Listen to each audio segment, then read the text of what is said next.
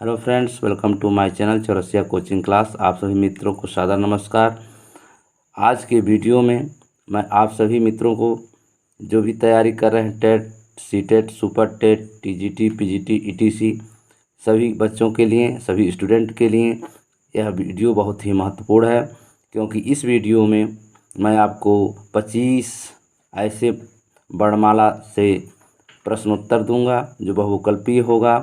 उसमें आपको मैं किसी एक वर्णमाला से संबंधित किसी एक सब्जेक्ट से प्रश्न उठाऊंगा और उससे संबंधित जितना भी ट्रिक होगा मैं आपको बताऊंगा, जिससे आप जो प्रश्न मैं यहाँ पर लिखा हूँ उस प्रश्न का तो मैं एक ही उत्तर यहाँ बताऊंगा, लेकिन उससे संबंधित सभी प्रश्नों का उत्तर आप परीक्षा हाल में या काल में आप जो है बहुत ही सटीक और शुद्ध और बहुत ही सहज और सरल तरीके से आप प्रश्न का उत्तर दे देंगे। ऐसा मैं ट्रिक आपको बताने वाला हूं आज। तो अगर हमारा यह वीडियो आप लोगों को अच्छा लगे तो आप लोग हमारे educational channel Chaurasia coaching class को शेयर करना और सब्सक्राइब करना और अपना आत्मीय कमेंट देना न भूलें, जिससे कि हमारे और भी विद्यार्थी स्टूडेंट जो तैयारी कर रहे हैं उन सभी के लिए महत्वपूर्ण है, वो सब भी इससे लाभान्वित हो। यह एक परोपकार भी है, परोपकार करना चाहिए और सभी परोपकार में और सभी दान में शिक्षा सबसे महत्वपूर्ण होता है। शिक्षा का दान करना और शिक्षा से संबंधित ज्ञान को शेयर करना बहुत ही महत्वपूर्ण जो है कार्य है, वर्क है, क्योंकि इससे बड़ा कोई वर्क नहीं होता है और इसी से हमारे राष्ट्र का विकास भी होगा। अगर हम जो भी नॉलेज पाते हैं उस नॉलेज को अपने पास रखते हैं तो समझ लीजिए कि वह नॉलेज एक दिन भूल जाता है, और अगर हम उसको शेयर करते हैं, उसको बांटते हैं, तो यह जो है उतना ही वृद्धि होता है। इसी नाते कहा गया है कि जो विद्या धन है इसको चोर भी नहीं चुरा सकता। तो आप लोग खुद भी पढ़िए और लोगों को शेयर करिए। तो कहा गया है, मेरा एक रचना है, मैं इसको पढ़ रहा हूँ, आप यहाँ देखिए लिखा हुआ है। अगर आगे तुम्हें बढ़ना है तो पढ़ना होगा, तुम्हें पढ़ना होगा, दुख की दरिया लाख समंदर सर्वोच्च शिखर पर चढ़ना होगा। अगर आपको आगे बढ़ना है तो आपको पढ़ना होगा, निश्चित रूप से आपको पढ़ना होगा, इसके में कोई बहाना नहीं चलेगा। और हमारे एक मित्र कल हमसे पूछे कि सर जी हमको टेट का फॉर्म भरना है, इसके लिए कोई मतलब अपना अच्छा राय बताइए। तो मैंने कहा कि मेहनत के आगे जो है कोई जो है टिका नहीं है। अगर आप मेहनत करते हैं तो आपका सारा काम जो है सही होगा और आप जो है सफलता को प्राप्त करेंगे, क्योंकि मेहनत जो है जब आप करेंगे, मान लीजिए आप 1 घंटा पढ़ते हैं, आपको 5 प्रश्न याद होता है। दूसरे दिन आप पढ़ते हैं 1 घंटा तो आपको 5 प्रश्न याद होता है।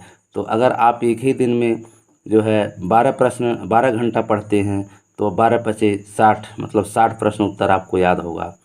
तो जैसे जैसे आपका प्रश्न उत्तर कोई भी सब्जेक्ट हो, जैसे जैसे आपका प्रश्न और उत्तर आपको याद होता जाएगा, उससे संबंधित आपकी उस सब्जेक्ट में रुचि और इंटरेस्ट बढ़ता जाएगा। तो कहने का मतलब यह है कि आप जितना भी पढ़ेंगे उतना ही लाभदायक है।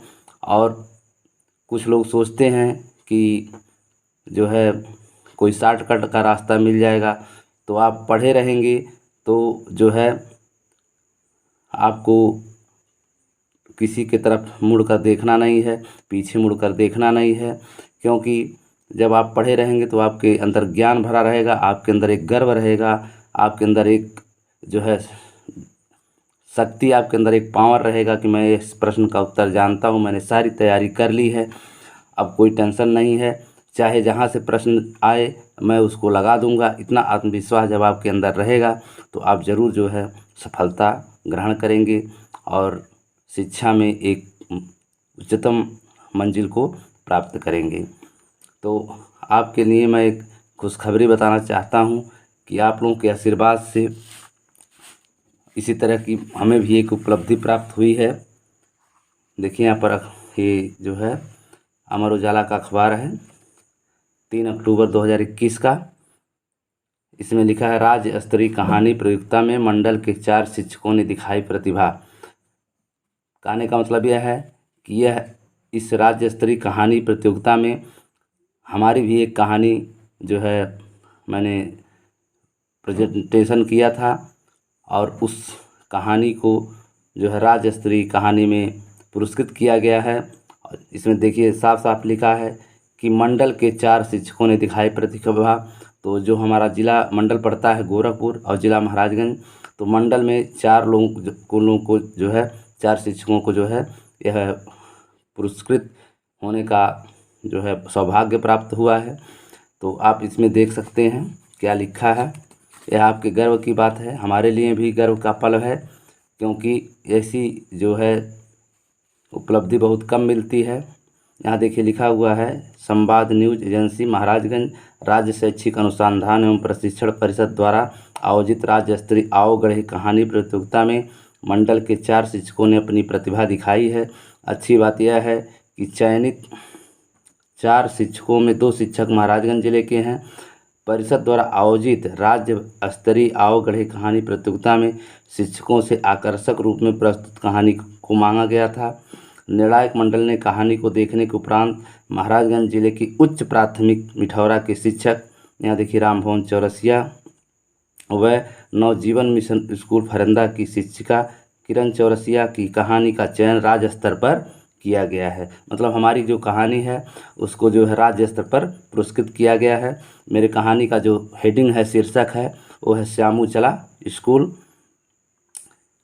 इसके साथ ही गोरखपुर जिले के कंपोजिट विद्यालय फुलवरिया की शिक्षिका सारिका रस्तोगी एवं देवरिया जिले के पूर्व माध्यमिक विद्यालय साहमा के शिक्षक खुर्शीद अहमद की कहानी को भी राज्य स्तर पर चयन किया गया है। मतलब पूरे मंडल से केवल 4 लोगों का चयन किया गया है, और पूरे राज्य में जो है 53 लोगों को चयन किया गया है।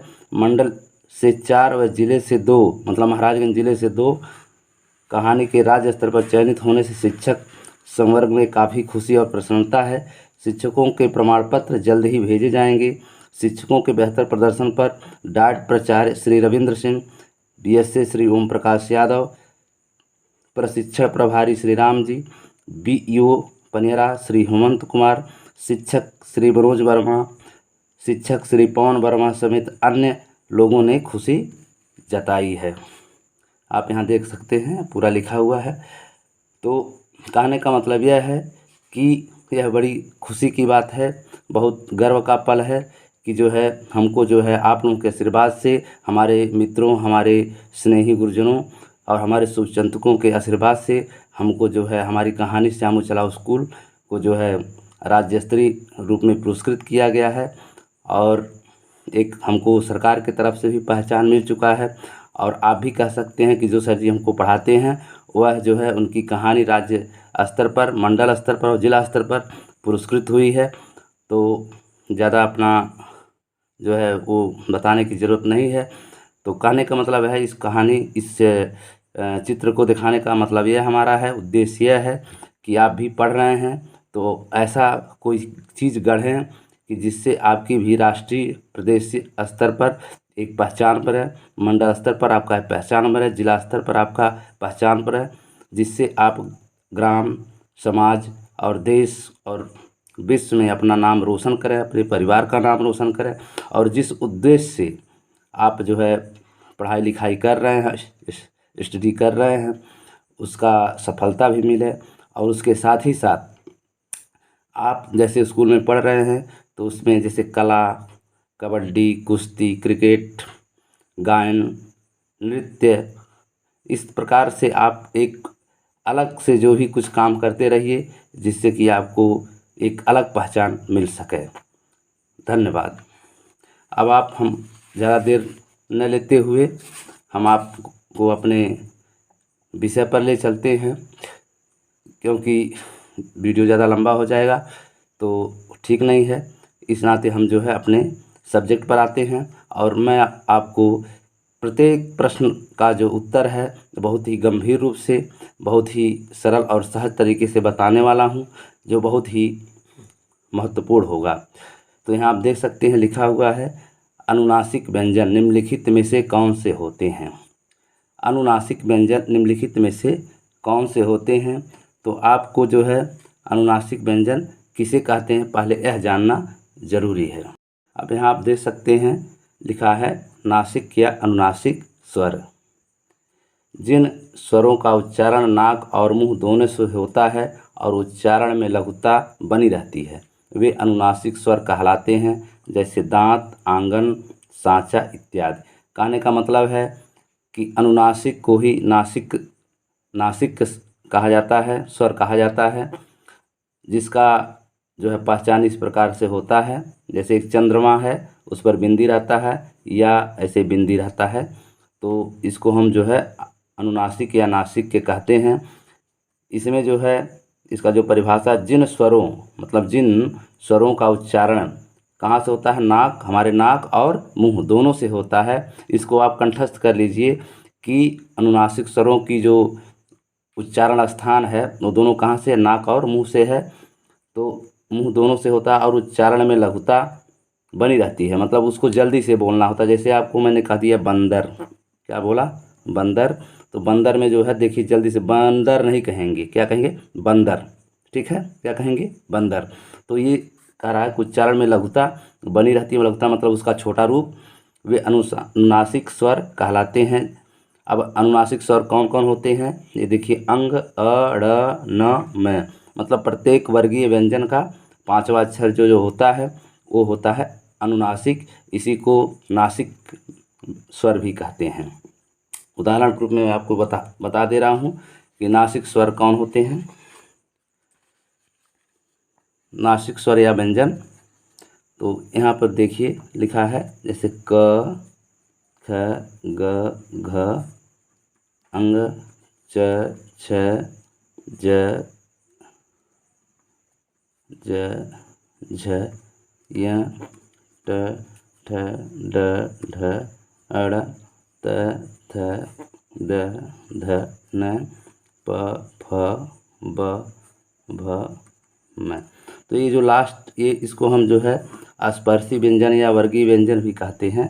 इसका एक नाम है स्पर्शी या वर्गीय व्यंजन। ठीक है। अब यह जो होता है इसमें देखिए जो ये लास्ट अंगा है और दूसरे में च वर्ग में य और ट वर्ग में ड़ और त वर्ग में न और प वर्ग में म, ये जो पांच अक्षर होते हैं जिनको हम कह सकते हैं अंग, अ, अंग, अंग, ड़, न, म, ये जो पांच अक्षर होते हैं, यहाँ फिर से लिख दे रहे हैं अंग, अ, ड़, न, म। ये जो पांच अक्षर होते हैं इनको हम पंचमाक्षर भी कहते हैं, पंचमाक्षर। इसी को अनुनासिक भी कहते हैं, अनुनासिक व्यंजन, और इसी को नासिक भी कहते हैं। ठीक है, तो ये इनका तीन नाम है।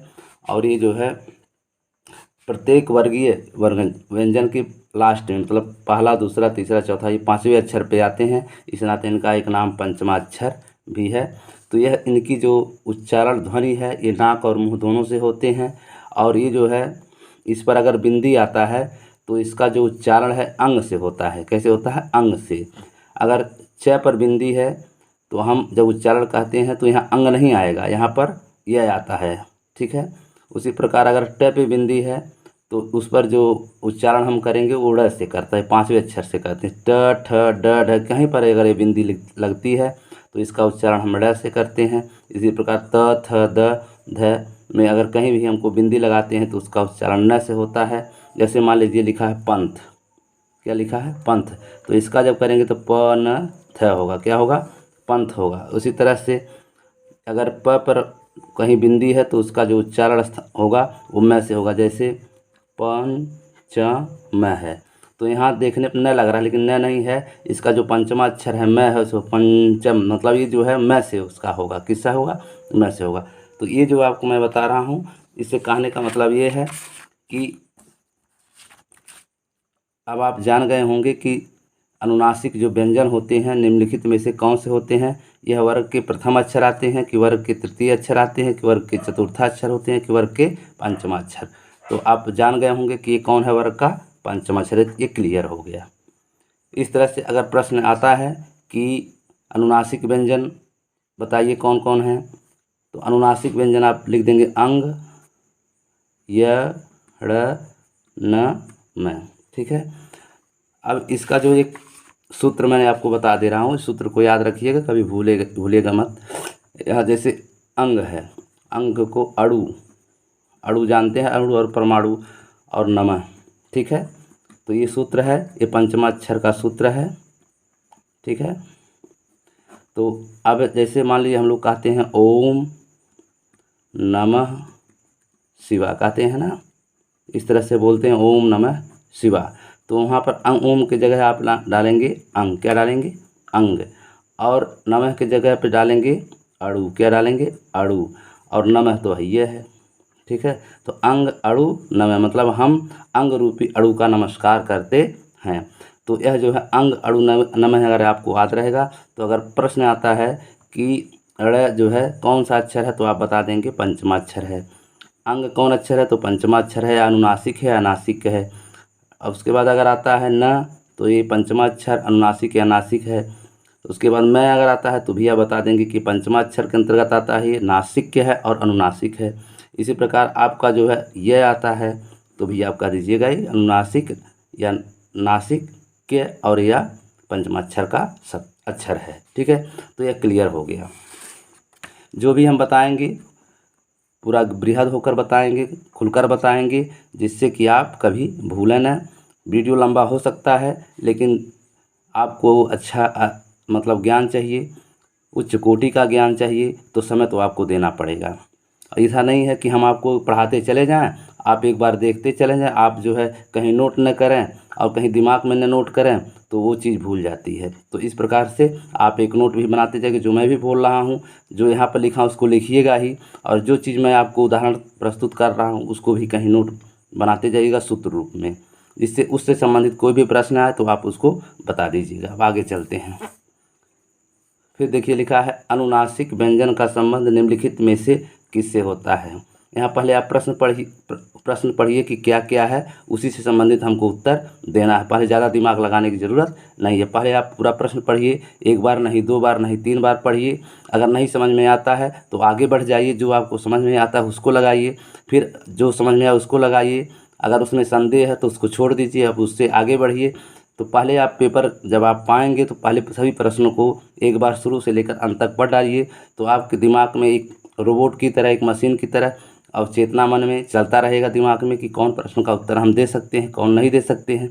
तो जिस प्रश्न का उत्तर आप दे दें पहले उसको लगाइए, उसके बाद आपके दिमाग रूपी और चेतन मन में चलता रहेगा कि इसका उत्तर तो हमको आ रहा था या आ भी जाएगा, इसका यही होगा। तो पहले वहाँ जा कर के फिर उसको लगाइए, फिर आपका दिमाग में चलता रहेगा कि इसका ये भी हो सकता है, इसको तो हमारे समझ में थोड़ा थोड़ा आ रहा है, तो उसको आप लगाइए। तो इस प्रकार से आप जो है लगाते जाइए, नहीं कि आप को यहाँ फंस गए, यहाँ नहीं समझ में आ रहा तो इसी को रटते रहिए। ये है कि प्रत्येक प्रश्न को गंभीरतापूर्वक पढ़िए और शुरू से लेकर अंत तक एक बार जरूर पढ़ लीजिए। ठीक है। अब यहाँ देखिए लिखा अनुनासिक व्यंजन, जैसे बीच बीच में मैं आपको परीक्षा कैसे दिया जाता है ये भी बता दे रहा हूँ। तो अनुनासिक व्यंजन का संबंध निम्नलिखित में से किससे होता है। तो यहाँ पहले प्रश्न पढ़िए, कह रहा केवल नाक से, केवल मुँह से, नाक व मुँह दोनों से, इनमें से कोई नहीं। तो मैं आपको अभी तुरंत बताया हूँ, ये परिभाषा जो दिया हूँ अनुनासिक व्यंजन का, कि जो है नाक और मुंह से, ये दोनों से बोले जाते हैं। यहाँ पे आप देख सकते हैं, यहाँ लिखा हुआ है कि ये नाक और मुंह दोनों से जो है, देखिए यहाँ पर लिखा है अनुनासिक स्वर। यहाँ स्वर भी है और व्यंजन भी आप कह सकते हैं। ठीक है। अनुनासिक व्यंजन कह सकते हैं, यहाँ स्वर न होकर के अनुनासिक व्यंजन आप कहिएगा तो ठीक रहेगा। ठीक है। यहाँ स्वर नहीं रहे, अनुनासिक व्यंजन। तो जिन स्वरों का या व्यंजनों का उच्चारण या व्यंजन भी कर सकते हैं। ठीक है। जिन स्वरों या व्यंजनों का उच्चारण नाक और मुंह दोनों से होता है, प्रश्न का उत्तर हमारा यही मिल जा रहा है कि उच्चारण नाक और मुंह दोनों से होता है और उच्चारण में लघुता बनी रहती है, वे अनुनासिक स्वर कहलाते हैं। ठीक है। तो आप यहाँ देख सकते हैं कि यहाँ प्रश्न पूछ रहा है कि अनुनासिक व्यंजन का संबंध निम्नलिखित में से किससे होता है। तो चूँकि यह प्रश्न भ्रमित करने वाला है, यहाँ अधिकतर लोग जानते हैं अनुनासिक या नासिक्य, मतलब नासिक्य। देखिए यहाँ नासिक इसी को कहा जाता है, जो इसी को जो है अनुनासिक कहा जाता है, और इसी को पंचमा अक्षर भी कहा जाता है। ये तीनों चीज़ एक ही है, ठीक है। तो नासिक से मतलब लोग नाक से ले लेते हैं कि जो अनुनासिक व्यंजन है उसका उच्चारण नाक से होता है। अनुनासिक में भी नाक आ रहा है, तो अनु मतलब होता है नकल करना या उसका अनुकरण करना, तो नाक से नकल करना मतलब नाक से आ रहा है। तो यह जो है प्रश्न भ्रमित करने वाला है। तो आप निश्चित रूप से जान लीजिए कि जो अनुनासिक व्यंजन होते हैं उनका जो उच्चारण होता है नाक और मुंह दोनों से होता है, नाक और मुंह दोनों से होता है। इसको आप दिमाग में रख लीजिएगा। तो इसमें दिया केवल नाक से, केवल मुंह से, नाक व मुंह दोनों से, इनमें से कोई नहीं। तो इसमें कौन उत्तर सही होगा? नाक व मुंह दोनों से, ठीक है, इसका गैर सही है। फिर दे रहा है हिंदी वर्णमाला में स्वरों की संख्या निम्न में से क्या है? तो प्रश्न पहले पढ़ लीजिए। विकल्प क है 8, ख है 11, ग है 10 और घ है 13। ये भी प्रश्न फंसाने वाला है, क्योंकि हम लोग अक्सर जो है जानते हैं और मानते भी हैं कि मतलब जो है स्वरों की जो संख्या होती है वह 11 होती। कितना होती है? 11। लेकिन अगर हम छोटे पर मतलब 1 2 3 4 पढ़ते हैं तो पूरा पढ़ते हैं अ आ इ ई उ ऊ री ए ऐ ओ औ अं अ। इस तरह से हम पढ़ते हैं। देखिए यहाँ मैं लिख दे रहा हूँ, जैसे अ आ ई उ ऊ री, फिर ए ऐ ओ औ अं अह। तो इस प्रकार से अगर गिना जाए तो 1 2 3 4 5 6 7 इस लाइन में, 8 9 10 11 12 13, ठीक है। 2 2 4 2 6 इसमें हो गया, कुल मिलाकर 13। तो इसी नाते इसमें दे दिया है कि जो है देखिए इसमें दिया है ना 8 11 10 13। तो ये जो 13 दिया है इस नाते दिया कि जब हम लोग बचपन में पढ़ते थे तो ऐसे अंगह तक पढ़ते थे, तो इस नाते ये गलत हो जाए जिससे। तो आप दिमाग में रखिएगा कि जो स्वरों की संख्या है, जो स्वरों की संख्या है कितना है?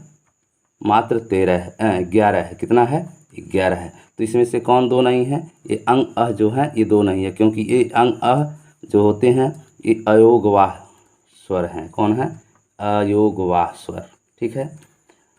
तो अब इनका विशेषता क्या है? कभी कभी प्रश्न आ जाता है कि अयोगवाह स्वर हैं कि व्यंजन हैं। तो मैं आपको बताते रहूं कि अयोगवाह जो होते हैं यह न स्वर में गिनती इनकी होती है और न ही व्यंजन में होती है। न स्वर ये हैं, न इनकी गिनती स्वर में होती है और न ही व्यंजन में, ठीक है। तो इस नाते ये सब दोनों निकल जाते हैं, तो कितने बचे? 11। ये दोनों निकल जाएंगे तो कितने बचे? 11, ठीक है। तो अयोगवाह स्वर जो होते हैं वो दो होते हैं। इनकी गिनती न स्वर में होती है और ना ही व्यंजन में होती है। इनकी गणना नहीं होती है, न स्वरों में गिनती है होती है न व्यंजनों में। इसलिए जो है स्वरों की संख्या 11 है और व्यंजन की संख्या 33 है। टोटल वर्ड कितना हुआ? 44 है। आगे मैं इससे संबंधित भी बात करूँगा, अभी आप थोड़ा आगे भी बढ़ते रहिए। तो आप जो है यहाँ देख सकते हैं कि स्वरों की संख्या कितनी हुई? 11। कितना हुआ? 11। अंग अह को छोड़ देते हैं कि अंग अह जो है ये दोनों जो है अयोगवाह है। अयोगवाह में कौन कौन स्वर आते हैं उसको भी आप ध्यान से समझ लीजिए। अयोगवाह में जो है 2 स्वर आते हैं, एक अंग और दूसरा अह, ठीक है। तो अंग जो है क्या है? अनुस्वार है। क्या है? इसको अनुस्वार कहते हैं। और ये अह जो है क्या है? विसर्ग है। हिंदी में जो है मात्राओं का, कामा का, संबोधन का और प्रतीक चिन्हों का बहुत ही महत्व होता है। अब एक बात और मैं यही बता दे रहा हूँ कि अनुस्वार में भी 2 पार्ट हैं। पहला है लघु अनुस्वार और दूसरा है दीर्घ अनुस्वार। क्या है? दीर्घ अनुस्वार, ठीक है। दीर्घ अनुस्वार, ठीक है। तो जो लघु अनुस्वार होता है ये आपका जो ये पाई है इसके ऊपर ऐसे बिंदी रहता है, ठीक है। जैसे आपको लिखना है बंदर, तो देखिए बंदर में जो है अंक मात्रा है, ये लघु अनुस्वार है। और जैसे हमको लिखना है चाँद, तो चाँद में देखिए चंद्र है, उसके ऊपर बिंदी है, ये दीर्घ अनुस्वार में आते हैं। ये जो है आपको जानकारी रखना चाहिए, क्योंकि कोई चीज़ मैं पढ़ाऊँगा बृहद रूप से पढ़ाऊँगा और उससे संबंधित बहुत सी जानकारी आपको प्राप्त होती रहेंगी। जो आप जो है, अब मान लीजिए 25 प्रश्न है, लेकिन ये समझिए कि मैं 100 प्रश्न के बराबर इसमें जानकारी आपको दे रहा हूँ। फिर आगे देखिए लिखा है, हिंदी वर्णमाला में स्वरों की संख्या कितनी है? तो कितना है? 11 है। अब आगे चलते हैं। हिंदी वर्णमाला में अयोग वर्ण निम्न में से कौन से हैं? तो देखिए वही प्रश्न मैंने जो अयोग वाह की बात किया हूँ वो चीज़ आ ही गया। देखिए लिखा, हिंदी वर्णमाला में अयोग वाह वर्ण निम्न में से कौन है? तो आ है कि ई है कि उ है कि अंग अ है? तो अंग अ जो है क्या है आपका? अयोग वाह है। ये आपका अनुस्वार है और ये आपका विसर्ग है। ठीक है, तो इसमें कौन सही है? घ सही है। इसको तो ज़्यादा विस्तृत बताने की ज़रूरत नहीं है, क्योंकि अभी इसके तुरंत पहले मैं बताया हूँ। फिर देखिए लिखा, टैवर का उच्चारण स्थान के आधार पर निम्न में से कौन है? ठीक है, टैवर का उच्चारण स्थान मतलब उच्चारण स्थान के आधार पर, यहाँ देखिए लिखा है ना, उच्चारण स्थान के आधार पर। ठीक है, तो जो उच्चारण स्थान के आधार पर टैवर का जो उत्पत्ति होती है वो हमारे मुख के किन अवयों से होती है, किन तत्वों से, किन अंगों से होती है, इसी को पूछ रहा है। तो बताइए यहाँ पहले प्रश्न, आप पहले यहाँ तुरंत दिमाग लगाने की ज़रूरत नहीं है। प्रश्न आप पढ़ेंगे, अगर विकल्पी है तो वहाँ पर आप तुरंत जो है दिमाग मत लगाइए, पहले उसके चारों विकल्प को आप पढ़ने का प्रयास कीजिए और उसमें दिमाग में सेट करिए कि ये क्या कह रहा है और इसका उत्तर क्या दिया गया है। जो उत्तर दिया गया उसी से संबंधित हमको सोचना है। तो देखिए, क्योंकि आधा प्रश्न का उत्तर आपको विकल्प में मिल जाएगा, क्योंकि ये पूछ रहा है टैवर का उच्चारण स्थान के आधार पर निम्न में से कौन है। तो यहाँ पूछ रहा है कि ओठ, मूर्धा या मूर्धन्य, दंत या कठोर तालु। ठीक है, तो आप यहाँ सोचिए कि पूछ रहा है कि ओठ से जो है टैवर की उत्पत्ति होती है, कि मूर्धा से होती है, कि दंत से होती है, कठोर तालु से। कठोर तालु को हम तालव्य भी कहते हैं, तालव्य भी कहते हैं, और मूर्धन्य को हम वर्ष भी कहते हैं। इसको आप एक शब्द में जाने रहिएगा, मूर्धा या मूर्धन्य को वर्ष भी कहते हैं। ठीक है, इसको मूर्धा को मूर्धन्य भी कहते हैं और वर्ष भी कहते हैं और मूर्धा भी कहते हैं। तो कह रहा टैवर की उच्चारण स्थान के आधार पर निम्न में से कौन है? तो इसको मैं आप एक उदाहरण के रूप में आपको दिखा दे रहा हूँ, फिर बताऊँगा भी। अब आप यहाँ देख सकते हैं कि जो है उच्चारण स्थान ट का पूछ रहा है। कहाँ पूछ रहा है? किसका? ट का। ये हमारा जो है क्या है, एक जो है देखिए यहाँ लिखा है उच्चारण स्थान का सूत्र। आप चाहें तो इसका स्क्रीनशॉट भी ले सकते हैं। हम कोई भी पढ़ाएंगे, अगर इसमें आप इसको स्क्रीनशॉट ले लेते हैं तो आप समझिए कि कई मतलब 100 प्रश्न का उत्तर इसमें आपको मिल जाएगा। हिंदी वर्णमाला से संबंधित किसका उच्चारण स्थान कहाँ है? ये स्वर और व्यंजन मैंने दोनों का लिख दिया हूँ। देखिए यहाँ स्वर है और यहाँ व्यंजन है। यहाँ कोष्ठ में वर्ण डाल दिया हूँ, वर्ण के अंतर्गत स्वर भी आते हैं और व्यंजन भी आते हैं। ठीक है, तो इसमें मैंने पूरा जो है लिख दिया है उच्चारण स्थान के आधार पर। और मैं एक सूत्र कैसे आप अपने दिमाग में सेट करेंगे इसको मैं बता दे रहा हूँ, जिससे कि आप जो है आप इसका स्क्रीनशॉट भी ले सकते हैं। और यह जो है आपको बहुत ही काम आने वाली चीज़ है।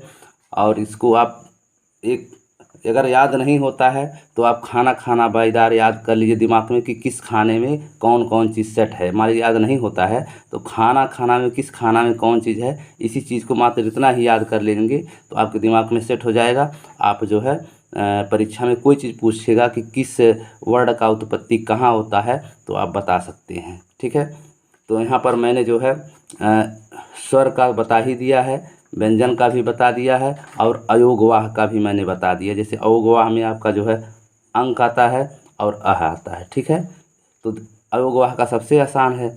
देखिए सबसे ऊपर कंठ है, कंठ जो है यह की उत्पत्ति कहाँ से होती है? हमारे मुख से। अह की उत्पत्ति कंठ ध्वनि है, मतलब कंठ से होती है। उसी प्रकार यहाँ देखिए अंग की उत्पत्ति कहाँ होती है? नासिका से होती है, और नासिक को ही पंचमाक्षर भी कहते हैं।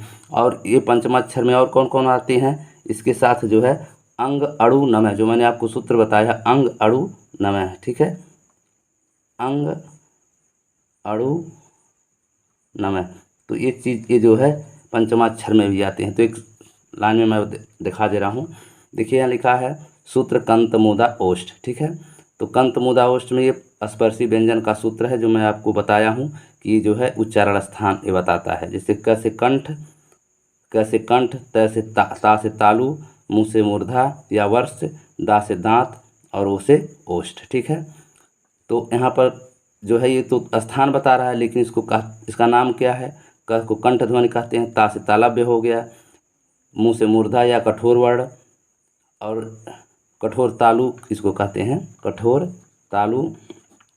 उसके बाद दंत या दंत्य, ओष्ठ ध्वनि, कंठ तालव्य, कंठोष्ठ, दंतोष्ठ, अली जिह्वा और नासिक्य। और दंत मूल में आपका जो है र और लय आता है। नीचे देखिए लिखा है दंत मूल में र और लय आता है। अब आपको मैं बता दूं, क्योंकि ये मत सोचिए कि एक प्रश्न पढ़ाने में सर जी इतना टाइम ले रहे हैं। एक प्रश्न नहीं है ये, यह प्रश्न समझिए कि इसमें कम से कम 25 प्रश्न हैं, और 25 प्रश्न में से जैसे मान लीजिए केवल एक ही प्रश्न नहीं आया है। यहाँ पर देखिए लिखा है ना, यहाँ पर देखिए लिखा है ट वर्ग। क्या लिखा है? ट वर्ग। तो ट वर्ग का उच्चारण स्थान केवल पूछा है। तो ट वर्ग का उच्चारण स्थान जो आप पूछा है यहाँ पर देखिए, यहाँ लिखा है, ये देखिए यहाँ पर ट वर्ग का उच्चारण स्थान के आधार पर निम्न में से कौन है? ओष्ठ है कि मूर्धा है कि दंत है कि कठोर तालु है? तो मात्र ट पूछ दिया। तो ट को आज मैं आपको यहाँ लिखवा दूँ नोटबुक में कि यह ट वर्ग का जो उच्चारण स्थान है क्या है? क्या है? ट का उच्चारण स्थान। तो आप जो है इस तरह से जो है मैं एक उदाहरण बता रहा हूँ, इस उदाहरण से आप जो है लगा सकते हैं कि ट वर्ग का उच्चारण स्थान कहाँ है। तब इस सूत्र के माध्यम से मैं आपको बताऊंगा। जैसे मैंने आपको बताया था, दो चीज़ आप लिखिएगा यहाँ पर। एक लिखिएगा उच्चारण स्थान के आधार पर, उच्चारण या स्थान भर लिख सकते हैं, और यहाँ पर लिखिएगा वर्गीय या स्पर्शी व्यंजन का सूत्र। ठीक है, तो यहाँ सूत्र जो रहेगा ये रहेगा आपका कचट तप। क्या रहेगा? कचट तप। और इसमें आप लिखिएगा कंता मूदा ओष्ठ। ठीक है, तो कंत ये उच्चारण स्थान है कि किस वर्ण का उच्चारण हमारे मुंह से कहाँ से होती है। तो कंता मूदा ओष्ठ में आप यहाँ कंग कर दीजिए, यहाँ पर ता कर दीजिए, यहाँ पर मुँह कर दीजिए, यहाँ पर दा कर दीजिए, और यहाँ पर ओष्ठ कर दीजिए। हो गया ना सूत्र? कंता मूदा ओष्ठ। और इसी के सामने आप ऐसे लाइन खींच दीजिए, और इस लाइन के खींचे दिमाग में आप बनाइएगा ये नक्शा। दिमाग में नक्शा बना रहेगा तो आप कहीं भी बना सकते हैं। जैसे मैं आपको, मेरे दिमाग में है, मैं अपने दिमाग से बता रहा हूँ। अब आपका ये दिया है वर्गीय स्पर्शी व्यंजन का क्रमांक, किस क्रम में वो लिखे गए जाएंगे। तो एक कैसे हो जाएगा? क वर्ग, उसके बाद च से आएगा च वर्ग, ट से आ जाएगा ट वर्ग, और ये कचट हो गया, तीनों मिला कचट हो गया। फिर बच रहा है तप, त से त वर्ग, फिर होगा अंत में प वर्ग। ठीक है, अब पैसो आप जानते ही हैं कि प से प, फ, ब, भ, म। कैसे आप आइए तो क, ख, ग, घ, अंग। च से आएंगे च, छ, ज, झ, ञ। ट से आएंगे ट, ठ, ड, ढ, अड़ा। त से आएंगे त, थ, द, ध, न। कहीं से उठाएंगे गड़बड़ नहीं होगा। कचट तप आपको याद होना चाहिए, क्योंकि कैसे आपका कभी कभी जानते हैं बच्चे लिखते क, ख, ग, घ, अंगा, तथा दध अड़ा, फिर लिख देंगे च, छ, ज, झ, ञ, फिर लिखेंगे प, फ, ब, भ, म, फिर लिखेंगे ट, ठ, ड, ढ। मतलब उनका क्रम क्या होता है? बिगड़ जाता है, गड़बड़ हो जाता है। ऊपर का नीचे, नीचे के ऊपर हो जाता है। लेकिन जब आप कचट तप लिखेंगे तो आप पहले नीचे क, च, ट, त पे लिख दीजिए, फिर क से क, ख, ग, घ, च से च, छ, ज, ञ, ट से ट, ठ, ड, ढ, अड़ा, त से त, थ, ध, न, प से प, ह। अब आपको कोई भी ये 25 वर्ड जो मैंने एक वर्ड का ट वर्ग का पूछा, इसमें सवाल पूछा है, और मैं बता रहा हूँ आपको, भले टाइम लग रहा है, आप मत सोचिए कि टाइम सर जी ले रहे हैं। इसमें सिर्फ देखिए ट का पूछा है। ठीक है, और अगर मान लीजिए च का पूछा तब कैसे आप बताएंगे? मान लीजिए द का पूछ दे तो कैसे बताएंगे? प का पूछे तो कैसे बताएंगे? मैं का पूछ दे तो कैसे बताएंगे? तो इस सूत्र को आप दिमाग में सेट कर लीजिए। भले थोड़ा टाइम लग रहा है, लेकिन इस सूत्र को दिमाग में एकदम सेट कर लीजिए। यह 25 में से कहीं से पूछेगा तो 1 मिनट के अंदर आप जो है इसको लगा के बता सकते हैं। आप प्रश्न ही नहीं, अपने शिष्य को, अपने बच्चों को भी पढ़ा सकते हैं, अपने खुद के बच्चों को पढ़ा सकते हैं सूत्र, और आप अपने मित्र, जो हमारे आपके मित्र होंगे या फ्रेंड्स होंगे, उनको भी आप अच्छी तरीके से समझा कर बता सकते हैं कि इस सूत्र के माध्यम से आप जो है 1 मिनट में बता सकते हैं कि जो 25 वर्गीय व्यंजन है उसका उच्चारण स्थान कहाँ है। ठीक है, तो इससे आपको जो है, अगर मान लीजिए यहाँ ट है तो ट का उच्चारण स्थान क्या है? आप ठीक जाइए, देखिए मुँह लिखा है ना, मुँह से क्या हो जाएगा, मूर्धा। क्या हो जाएगा, मूर्धा। मान लीजिए च का पूछ दिया कि च का उच्चारण स्थान क्या है, तो च में ता रहा है, कंता मतलब दूसरे स्थान पे ता रहा है, और क के बाद च रहा है, तो ये हो जाएगा तालब्बी। फिर उसके बाद क अगर पूछता है तो क पहले आ रहा है, क च ट तब क पहले आ रहा है इसमें भी, और इसमें भी कंता क पहले आ रहा है, तो ये हो गया कंठ वाला। इसी प्रकार त पूछ दे तो आपका चौथा स्थान है क च ट त, चौथा अक्षर है, त से हो गया आपका तथा दधा अड़ा, तथा दधना, और इसमें आ जाइए क च कंता मु दा, तो ये क्या हुआ, ये चौथा मतलब दांतों से हो गया। अब अगर मान लीजिए फ पूछ दे रहा है, तो फ जो है प वर्ग में आता है, तो आप जो है कचट तप में देखिए प कहाँ है, तो क च ट त प, पांचवा वर्ड है, तो मतलब प फ ब भ में ये पांचों वर्ड उसी में आएंगे। और इसमें जो है आ जाइए कंता मुदा ओष्ठ में, कंता मुदा ओष्ठ मतलब पांचवा है, तो पांचवा आपका ओष्ठ है, तो प फ ब भ में क्या है, जो है ओष्ठ ध्वनियाँ हैं। और त थ द ध न क्या है, दंत ध्वनियाँ मतलब दांत ध्वनियाँ हैं। और ट ठ ड ढ आपका मूर्धा ध्वनियाँ है, और च छ झ जो है ता ध्वनियाँ है, तालब्बी ध्वनियाँ हैं, और क से जो है कंठ ध्वनियाँ है। ठीक है, ये तो मैंने आपको बताया। अब आपको मैंने जो अब जो है ये आपको तो मैंने बता दिया, वही चीज़ यहाँ पर देखिए लिखा हुआ है कि यहाँ कंठ ध्वनि, तो यहाँ देखिए लिखा है क ख ग घ ङ, फिर देखिए तालब्य ध्वनि च छ ज झ ञ। फिर आप जो है इसी में एक ही जो है चार्ट में, एक ही ट्रिक में मैं सारा स्वर व्यंजन अवोगवाह सारा चीज़ डाल दिया हूँ। मूर्धा में आप जाएंगे तो हो जाएगा ट ठ ड ढ आड़ा, दांत में जाइएगा तो त थ द ध न हो गया, ओष्ठ में जाइएगा तो प भ भ। मैं अभी तक मैंने यह पढ़ा, इतना पढ़ाया है। अब आपको मैं पढ़ा रहा हूँ स्वरों का उच्चारण स्थान। ठीक है, तो स्वरों के उच्चारण स्थान में देखिए आ और अंग, अह ये विसर्ग वाला, आ और विसर्ग जो है इसकी जो उच्चारण स्थान क्या है, कंठ ध्वनि है। आ के बाद क्या आता है, ई आता है, तो ये तालब्बी हो गया। ठीक है, उसके बाद क्या आता है, आ ई के बाद ऊ आता है, तो ऊ से देखिए उल्लू, उल्लू की तरह मुंह बन रहा है, तो उल्लू की तरह मुंह बन मतलब ऊँट हमारा निकल रहा है, तो ये आपका ओष्ठ ध्वनियाँ हैं। ठीक है, फिर आपका आ रहा ए, तो ये जो है कंठ तालब्य मतलब कंठ और तालब्य दोनों से मिल करके आवाज़ निकलती है, ये अ हो गया। फिर ओ अ जो है आपका कंठोष्ठ है। इसी प्रकार आपका जो है री जो है क्या है, मूर्धन्य ध्वनि है। ठीक है, उसके बाद देखिए अंग, अंग जो है क्या, पंचमाक्षर में पहले ही बता चुका हूँ। फिर यहाँ देखिए वह है क्या है आपका दंतोष्ठ है क्या है, कंठ काकल या अली जिह्वा, इसको स्वर अंतर्मुखी भी कहते हैं, मतलब है जो है इसको कंठ काकल भी कहते हैं, अली जिह्वा और स्वर अंतर्मुखी भी कहते हैं। उसके बाद आपका बचा दंतोष्ठ में आपका वट वाला वह भी आता है, और व और फ मतलब ब के नीचे जो है नुक्ता है, और फ के नीचे नुक्ता है, मतलब मैंने बिंदी, इसको इस तरह लिखते हैं, जैसे ब है तो इसके नीचे नुक्ता, और फ बना करके इसके नीचे नुक्ता मतलब बिंदी देते हैं। ये विदेशा शब्द है, विदेशी शब्दों का जो है आयात किया गया है, आगत शब्द इनको कहते हैं। तो आप जो है इस स्क्रीन के माध्यम से आप जो है इस स्क्रीनशॉट ले लीजिए, इसके माध्यम से आप सभी जो है मतलब 52 वर्ड का जो है आपका तैयार हो गया। ठीक है, अब आगे चलते हैं। तो देखिए यहाँ लिखा है ट वर्ग का उच्चारण स्थान क्या है, तो वैसे ही बता दीजिए ट ठ ड ढ आड़ा। ठीक है, त वर्ग में आ रहा है, तो त वर्ग में जो है कचट क च ट मतलब तीसरी अंगुली आ रहा है, क च ट तीसरी अंगुली इधर से आ रहा है, और इधर से जाएंगे कंता मुँह, कंता मुँह, मुँह से मूर्धा हो गया। तो आपको स्पष्ट हो गया कि जो है ये ट वर्ग का उच्चारण स्थान क्या हो गया, ट मूर्धा हो गया। क्या हो गया, मूर्धा हो गया। ठीक है, अब आगे देखिए लिखा है भाषा की सार्थक लघुत्तम इकाई निम्नलिखित में से कौन है। तो पहले हम उसका उत्तर पढ़ेंगे, क्या क्या दिया हुआ, शब्द, वर्ण, वाक्य, उपवाक्य। तो यहाँ देखिए प्रश्न आपको अन्य वीडियो में भी बताए होंगे कि भाषा की सबसे छोटी इकाई क्या है, वर्ण है। क्या है, वर्ण है। भाषा की देखिए यहाँ पर आपको किताबों में भी ये लिखा होगा, भाषा की सबसे छोटी इकाई। ठीक है, यही प्रश्न में अधिकतर आता है, तो ये थोड़ा भ्रमित किया है।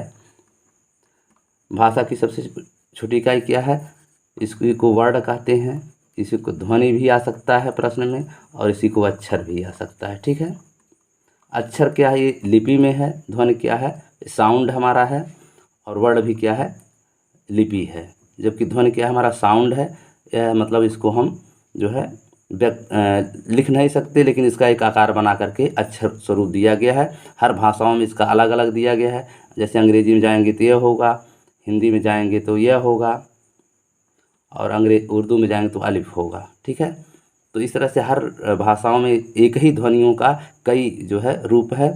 तो ध्वनि एक है और वर्ण अक्षर जो है कई प्रकार है। जितना देश में भाषा विश्व में है उतनी प्रकार है। तो भाषा की जो सबसे छोटी इकाई क्या है? वर्ण, ध्वनि या अक्षर है। ठीक है, लेकिन यहाँ प्रश्न थोड़ा दिग्भ्रमित करता है, क्योंकि जो है बच्चों से जो है नौकरी वाली परीक्षा देना है, नौकरी के लिए परीक्षा हो रहा है, तो ऐसा नहीं है कि आपको बहुत सामान्य प्रश्न दिए जाएंगे, थोड़ा सा डिफरेंस कर दिया जाता है, जिससे कि बच्चा गलत ट्रिक मार दे या गलत उत्तर लगा कर चला आवे। तो यहाँ देखिए लिखा है भाषा की सार्थक लघुत्तम इकाई निम्नलिखित में से कौन है? तो यहाँ भाषा की लघुत्तम इकाई रहता तो हम किस पर मारते? वर्ण पे मारते। किस पे मारते? वर्ण या ध्वनि या अक्षर पे मारते। लेकिन यहाँ लिखा है सार्थक। क्या लिखा है? सार्थक। तो सार्थक का मतलब होता है जिसका कोई अर्थ हो। सार्थक मतलब क्या होता है? जिसका कोई अर्थ हो। तो जैसे क क्या है? ध्वनि है। ये क्या को क्या कहेंगे? ध्वनि है, अक्षर भी है और वर्ण भी, ये तीनों चीज़ है, लेकिन इसका कोई अर्थ नहीं है। क्या का कोई अर्थ नहीं है। इसी प्रकार मैं लीजिए, ये भी क्या है? ध्वनि है, अक्षर है, वर्ण है। ये जो है भाषा की सबसे छोटी इकाई है, लेकिन सार्थक नहीं है। फिर आप यहाँ ले लीजिए, ये भी क्या है? ध्वनि है, वर्ण है, अक्षर है। तो इस प्रकार से ये अक्षर तो हैं, भाषा की सबसे छोटी इकाई तो है, लेकिन बशर्ते सार्थक नहीं है, मतलब जिसका कोई अर्थ नहीं। इसका कोई अर्थ नहीं। क का कोई अर्थ है, मैं का कोई अर्थ है, ल का कोई अर्थ है, नहीं है। लेकिन अगर हम इन तीनों को एक में ले लें, ऐसे एक में कर दें, मतलब क प्लस मैं प्लस और ल प्लस कर दें, तो क्या हो जाएगा? कमल हो जाएगा। अब यह एक फूल हो गया। क्या हो गया? एक पुष्प हो गया, एक प्रसून हो गया।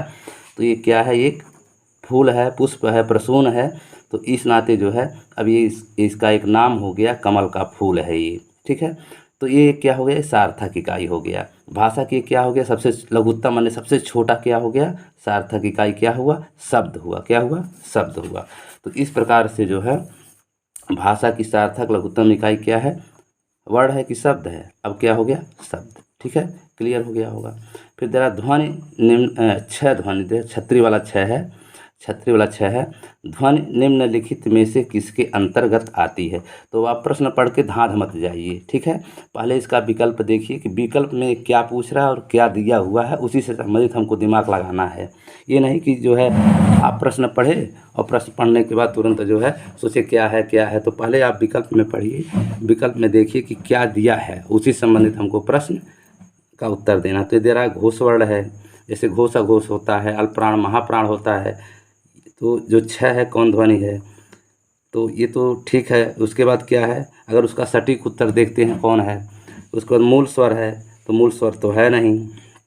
छह जो है मूल स्वर तो है नहीं, ये संयुक्ताक्षर है। फिर तालव्य, तालव्य भी नहीं है। फिर देखिए संयुक्त वर्ण, तो क्या है हमारा जो छह है? क्या है? संयुक्त वर्ण है। अब आपको यहाँ बताना बहुत ही समीचीन होगा कि हमको ये जानना जरूरी है कि संयुक्त वर्ण कितने होते हैं। ठीक है, अब आपको मैं यहीं पढ़ाकर छोड़ देता कि जो छह है ये संयुक्त वर्ण है। यहाँ लिख लीजिए, आप नोट कर लीजिए, छह कौन है? संयुक्त वर्ण है। आपने जो है अपने नोटबुक में लिख लीजिए छह क्या है? संयुक्त वर्ण है।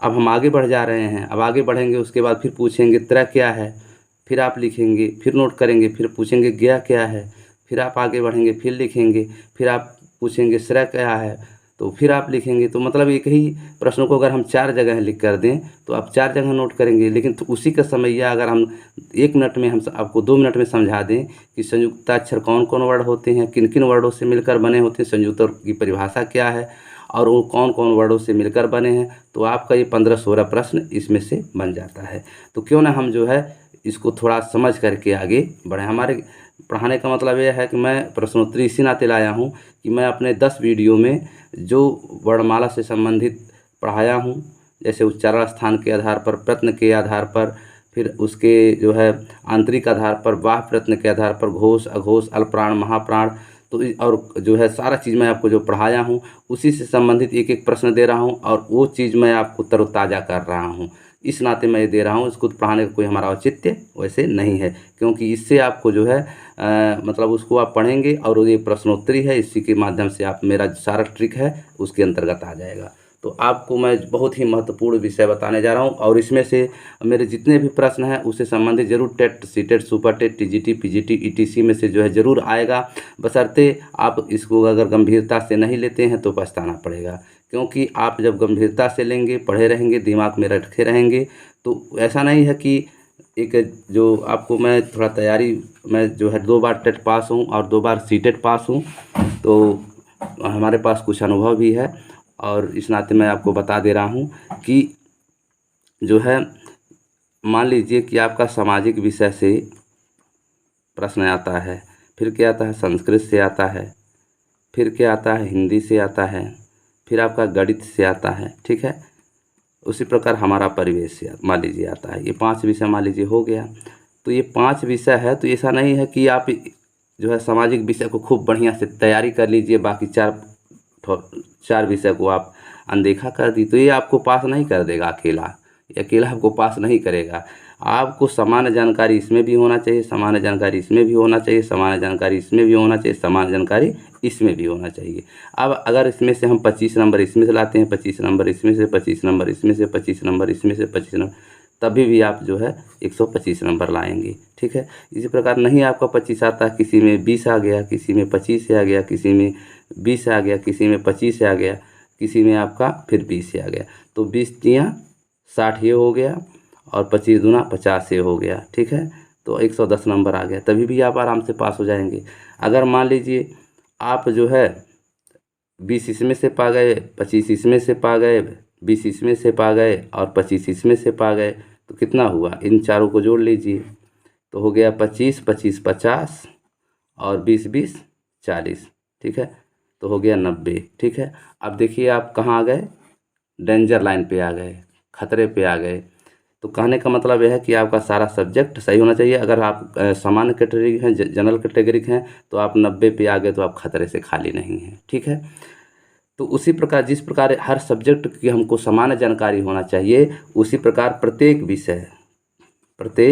विषय का हर पार्ट में भी आपको उसी प्रकार जानकारी होना चाहिए। जैसे आपका वाक्य क्या है, संज्ञा क्या है, वर्णमाला क्या है, ठीक है।